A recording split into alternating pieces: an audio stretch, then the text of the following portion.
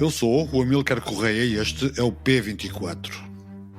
Banco de Portugal, o Álvaro é melhor do que o Centeno? O professor Álvaro Santos Pereira é a melhor escolha e é a melhor escolha por ser independente, não vem nem de dentro do banco, nem vem de um governo. Era previsível. A relação entre o governador do Banco de Portugal e o ministro das Finanças permitiu supor que Mário Centeno não seria reconduzido no cargo. O novo governador será Álvaro Santos Pereira, ou simplesmente o Álvaro, como gostava que lhe chamassem quando foi ministro da Economia de 2011 a 2013, no primeiro governo de Pedro Passos Coelho. Álvaro Santos Pereira, que era economista-chefe da OCDE, deverá iniciar funções em setembro. Centeno, ou Ronaldo das Finanças, como lhe chamaram, exerceu um mandato mais curto em 3 décadas. A sua escolha foi objeto de várias críticas pelo facto de ter transitado diretamente do Ministério das Finanças para o Banco de Portugal. Esta semana ficou a saber-se que o Governo pediu à Inspeção-Geral de Finanças que auditasse as obras do Banco de Portugal para a construção da nova sede em Lisboa. O supervisor garantiu que as finanças tinham todos os dados, mas o Ministério alegou que só teve acesso a uma visão parcial porque o banco não deu informação histórica. Centeno e o ministro Mário Sarmento sempre estiveram em confronto. Neste episódio, Diogo Cavaleiro, jornalista do Público, especializado no noticiário sobre banca, explica os meandros desta sucessão. Bem-vindos ao P24. O seu dia começa aqui. Na Torre do Tombo, 12 caixas ficaram esquecidas durante décadas. Nelas, o passado escondido da PIDE em Moçambique. Tortura, desaparecimentos, abusos. Quando o cão mordia, o guarda-ramos dizia: "Deixa o cão tirar bife que ele está com fome." Este podcast revela os testemunhos que a PIDE tentou apagar. Relatos de mães, prisioneiros, médicos. Tenório dizia aos cipais: "Leva no mato e mata."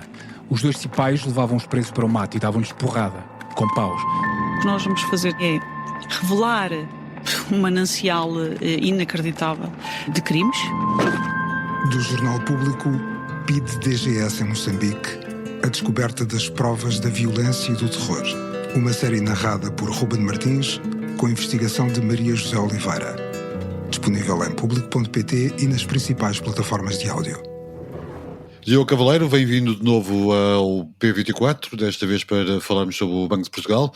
Porquê é que, afinal, Mário Centeno foi substituído e o PS tem razão para dizer que esta substituição foi política? Bem, há aqui um ponto que é claramente este cargo de governador do Banco de Portugal tem tido peso político nos últimos anos. Obviamente que a transição de Mário Centeno do Ministério das Finanças para o Banco de Portugal em 2020 trouxe um peso político para a instituição. Nos anos anteriores, Carlos Costa era um governador muito mais afastado, sem conotação política. Aliás, tinha sido a primeira vez que tinha sido eleito, tinha sido para o governo PS e depois a recondução foi para o governo PSD-CDS. Portanto, obviamente que quando passa a haver um ex-ministro nesta função, sobretudo nessa passagem direta,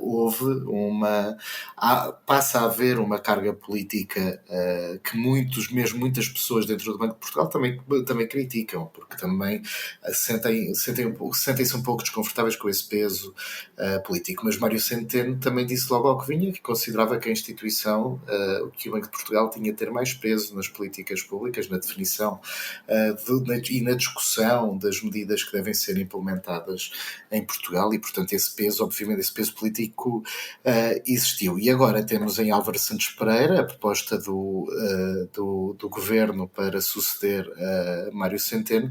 Temos uma decisão em 2 sentidos. Uma delas é a não recondução de Mário Centeno, portanto obviamente aqui há uma decisão política do governo de Luís Montenegro de não manter o governador que estava em funções, podia ser reconduzido por mais um ano. E depois temos outra, que é ir buscar Álvaro Santos Pereira, que Leitão Amar, na conferência de imprensa em que anunciou este nome, fez questão de dizer que era independente, frisou várias vezes, mas a verdade é que é um ex-ministro da Economia de um governo PSD-CDS entre 2011 e 2013, Álvaro Santos Pereira, foi ministro da Economia e do Emprego. Obviamente que nós estamos aqui a falar da mesma situação de Centeno, não há nenhuma transição direta, mas este é um nome que tem esta carga, com esta carga política, sobretudo porque fez parte de um governo muito marcante para os portugueses, que é o da austeridade e o que seguiu ao resgate financeiro e toda aquela implementação. E, aliás, Álvaro Santos Pereira tinha a área do mercado de trabalho, que naquela altura o desemprego foi uma das áreas em grande destaque em 2011 e em 2013. Portanto, obviamente que há aqui uma decisão política que tem efeitos políticos e, portanto, o Banco de Portugal continua no centro da vida política também por aqui. Como disse o ministro Leitão Amaro, o Álvaro Santos Pereira é mais indicado para o cargo do que Mário Centeno, por ser mais independente, referindo-se, obviamente, segundo ele, à falta de independência de Mário Centeno. Os currículos dos dois são diferentes, embora existam, obviamente, pontos em comum, que são a formação e a economia. O que é de esperar de diferente este novo governador? É difícil responder para já, sobretudo porque Álvaro Santos Pereira não está propriamente na área de atuação do Banco de Portugal, em todas as áreas de atuação do Banco de Portugal. A verdade é que o Banco de Portugal é uma instituição, é um banco central, mas é uma instituição que tem poderes muito alargados, está na política monetária a apoiar o Banco Central Europeu, está na supervisão bancária, e esses pontos são alguns pontos em que não sabemos assim propriamente muito sobre a opinião de Álvaro Santos Pereira. No caso de política monetária, temos ideia que não estará propriamente muito desalinhado do Banco Central Europeu, mas na parte da supervisão bancária, por exemplo, não há uma grande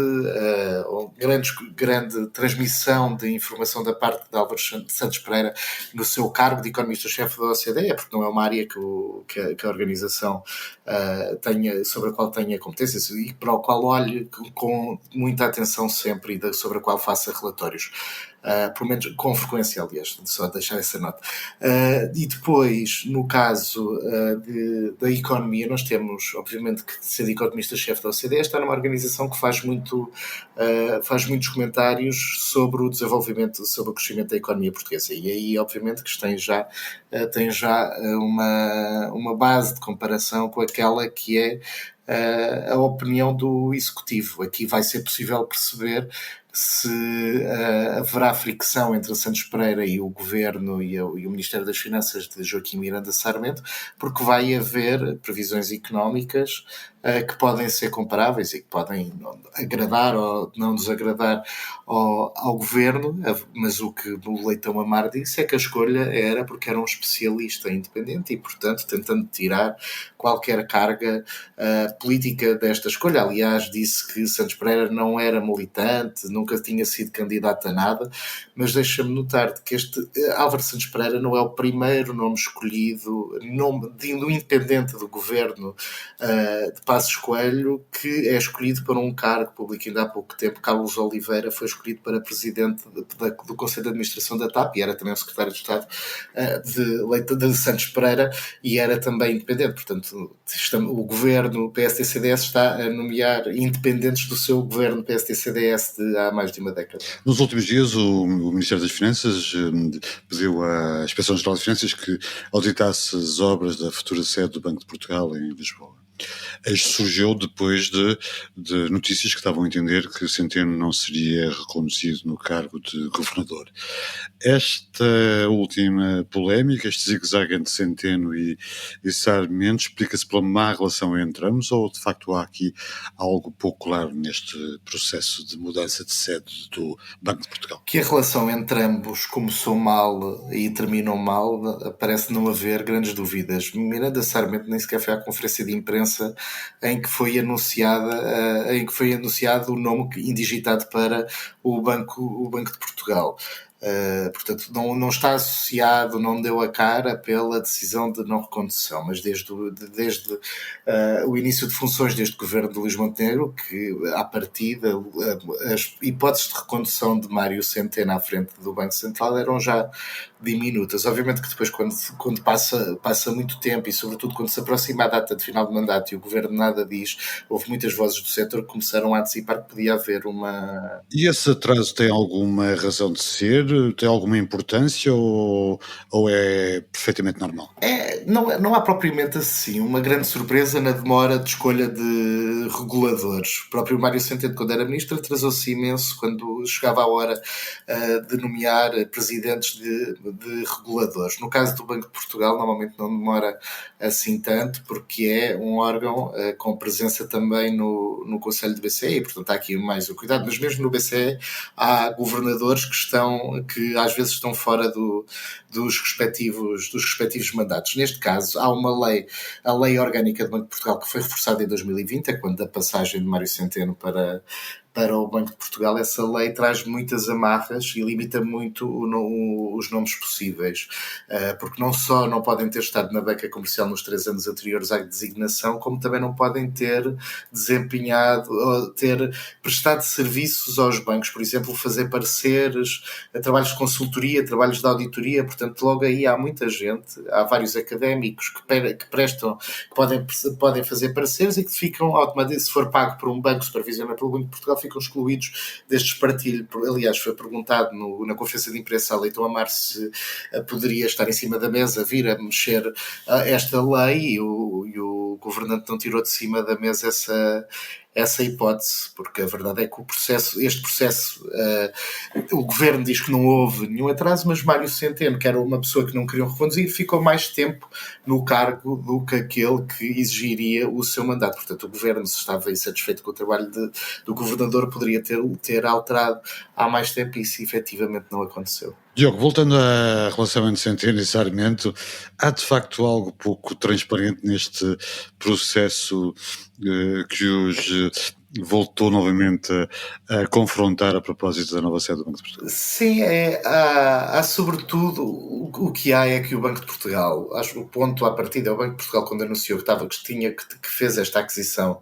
deste imóvel, avançou com um valor, os 192 milhões de euros, que era o que custaria este negócio. E o Observador, o que conta, além de falar dos alertas que são feitos, menciona que esta construção poderá custar mais, tendo em conta o modelo de operação que foi desenhado, ou seja, o acordo que foi feito com a Fidelidade, que é a promotora daquele espaço.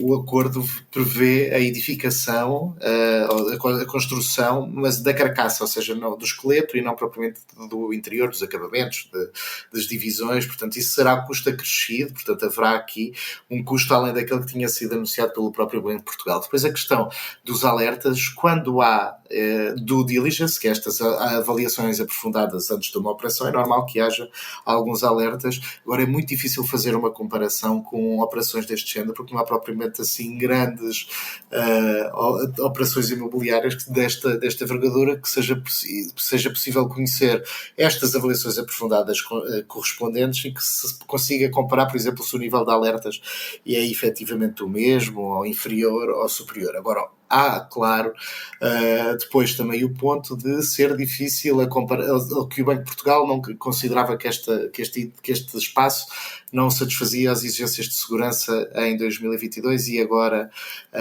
já cumpre, ou considera que já é ok para ali concentrar os seus serviços, como noticiou o Observador. Portanto, há aí questões que o Banco de Portugal também pode responder, além do que a resposta de que cumpriu todas as exigências, mas tendo em conta que este caso saiu nesta semana, é óbvio que esta polémica ganha contornos mais políticos do que propriamente visando a instituição. Acaba muito por ser sobre uma grande polémica que envolve o Banco de Portugal na última semana do mandato de Mário Centeno. E isso leva ao início da nossa conversa, que é este peso político que foi posto no Banco de Portugal, efetivamente pesa sobre a instituição. Diogo, para acabar, ainda voltando ao tema desta semana e mais uma das outras notícias que envolveu o Centeno, O governador nomeou a mulher de Mourinho Félix, que foi seu secretário de Estado entre 2015 e 2020, para a direção do supervisor.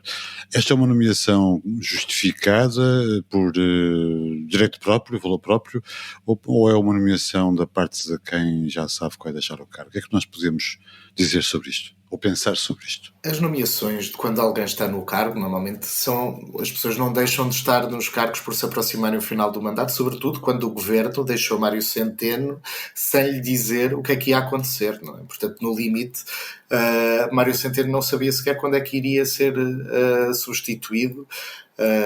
E não há nenhuma limitação de poderes enquanto não for substituído. Aliás, o próprio António Leitão Amaro, ministro da Presidência, reforçou isso esta semana. Portanto, aqui, Mário Centeno não está limitado nos seus poderes enquanto está em funções. Aliás, já houve várias situações, inclusive governos, inclusive um governo PSD-CDS, que já tomaram decisões, mesmo sabendo que o governo poderia cair. Estou-me a lembrar, por exemplo, da privatização da TAP em 2015. Portanto, é óbvio que há decisões que podem ser tomadas, só que quando são tomadas têm um peso, que já se sabe que quando há um pendor político, vai sempre haver uma leitura política sobre as decisões. Portanto, é óbvio que Mário Centeno, quando toma uma decisão desse género, sabe que uma possibilidade é haver essa consequência de discussão política e de pendor político que costuma estar sempre, ou que tem estado sempre bastante associado ao Banco de Portugal, mas também deixa-me ressalvar, não é a primeira, ou seja, não foi só com Centeno, apesar dos anos de Carlos Costa até terem sido bastante calmos nesse aspecto. O Banco Central sempre esteve bastante envolvido sempre teve bastante peso político. Muitos dos nomes à frente do Banco de Portugal tinham também, eram personalidades com passado político, também tinham estado no Ministério das Finanças. Portanto, a política no Banco Central não é propriamente uma coisa nova. Agora, nos tempos de hoje em dia, com uma personalidade como Centeno, que quis assumir um protagonismo também nesse sentido, obviamente que salta mais à vista e fica mais dentro fica sob os holofotes essa maior postura política do Banco de Portugal. Diogo Cabeleiro, obrigado por teres vindo ao P24 e nos ajudares a perceber esta sucessão no Banco de Portugal.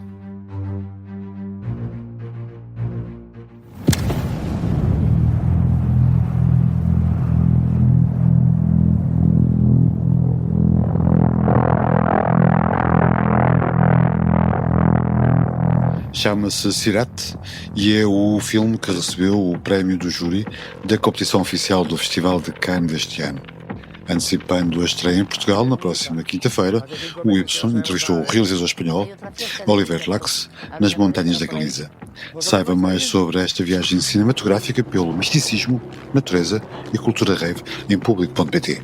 Obrigado por ouvir o P24. Voltamos segunda-feira. Tenha um bom fim de semana.